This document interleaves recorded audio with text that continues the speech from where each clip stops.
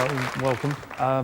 That was called Seahorses, and it's fairly indicative of the rest of the sort of music that my friends here and myself are going to play for the next 45 minutes, which we hope you'll thoroughly enjoy.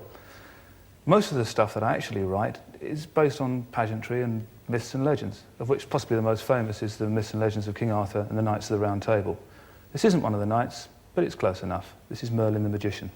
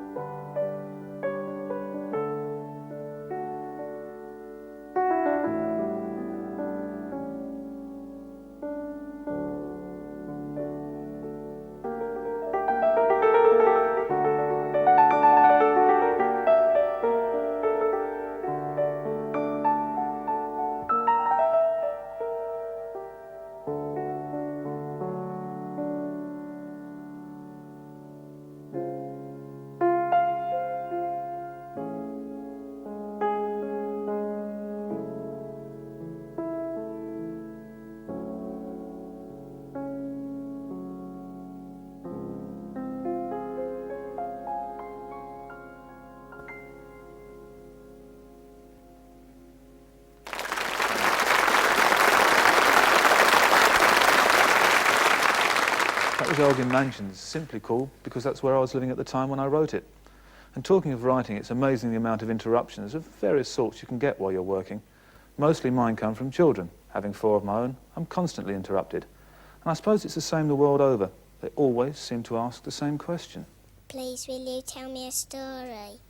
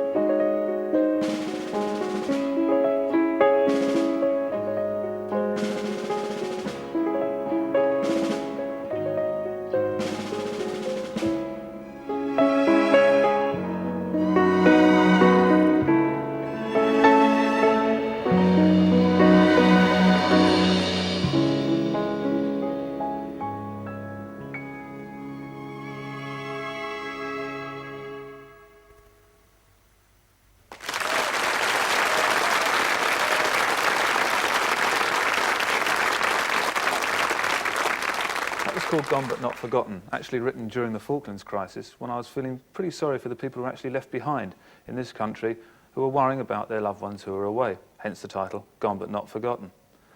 Talking of forgetting things, just recently I went over to see the World Cup, which was quite fun if you like the odd foul here and there.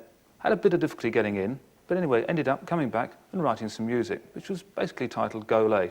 This is two pieces from the album. It's Go Lay and Black Pearl. 2, 3, 4.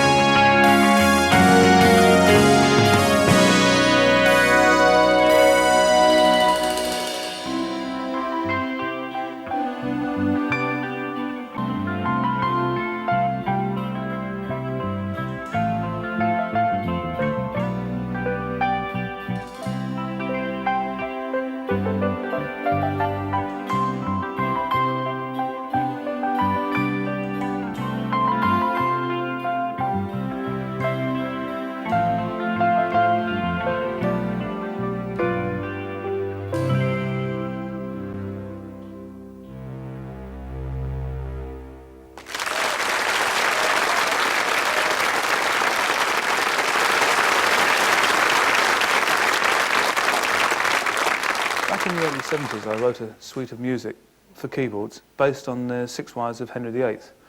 Tonight I've rearranged one of them for the orchestra and the lads in the band, and this is Catherine Howard.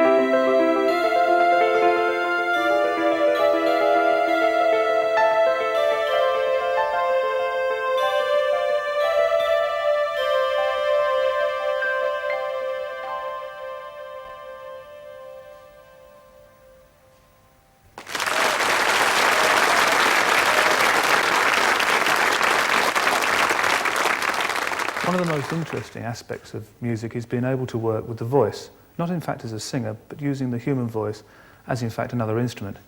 I've had sort of lots of fun doing that with pieces such as Journey to the Centre of the Earth and King Arthur, a bit of which we heard earlier. I'm going later in the year to China, and I think one of the things that they enjoyed about the way that music is written these days and using the voice is in fact this very media. What in fact is very important is using the correct voice. And for Gray's Elegy, which is Thomas Gray's Elegy in a country churchyard, I can think of none better than Mr. Robert Powell.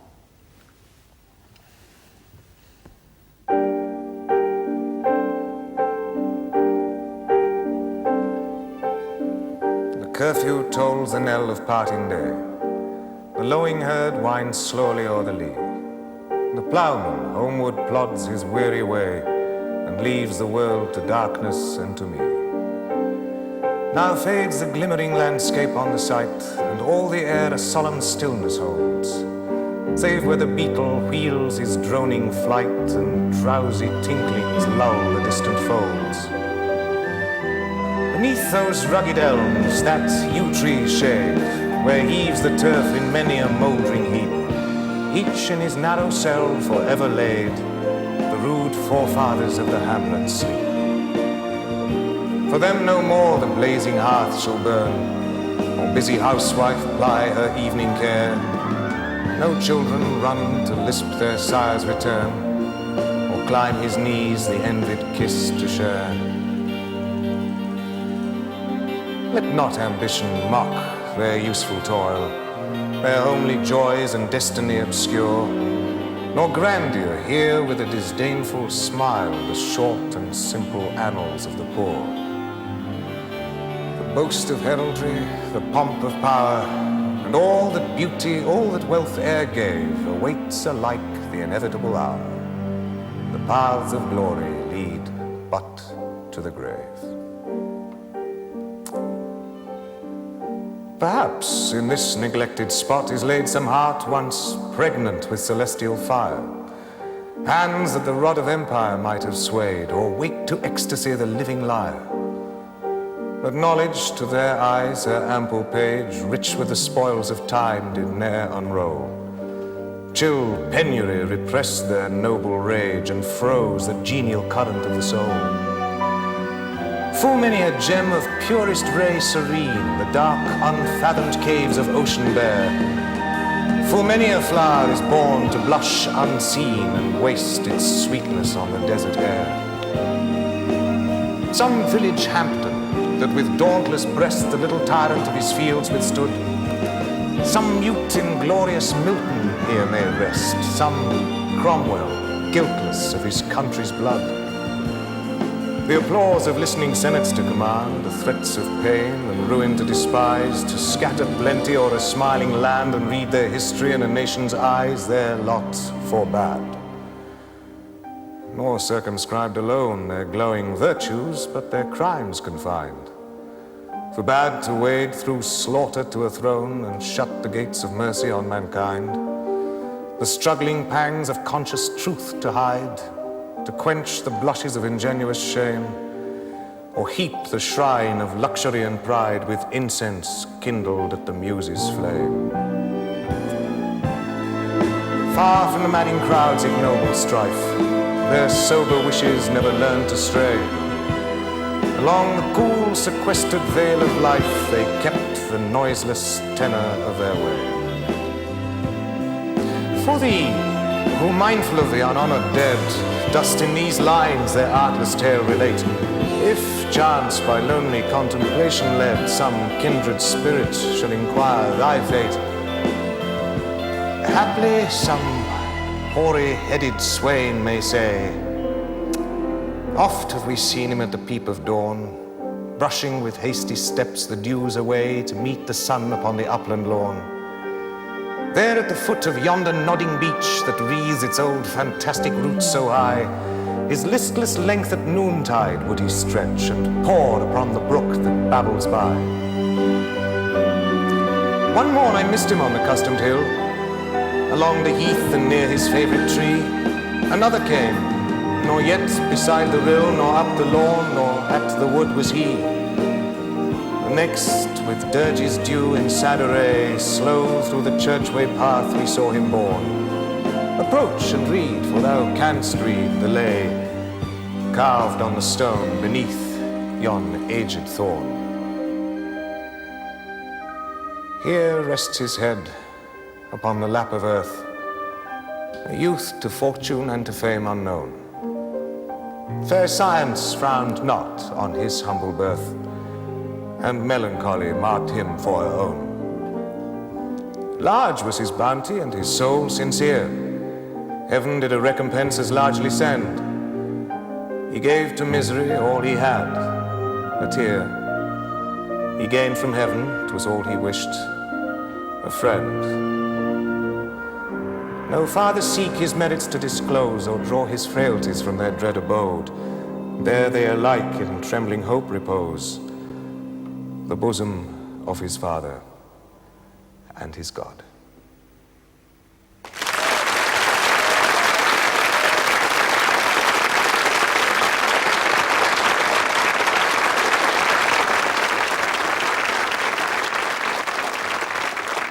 Well, regrettably, Robert Powell brings us to the end of the programme. Just time for one more piece, which is in fact taken from the Winter Olympic Games at Innsbruck a few years back and was originally written for ice skaters, but entitled After the Ball. It seemed for everybody here, who I think's had a very nice night, and hopefully you have as well, an ideal choice to finish with. This is After the Ball.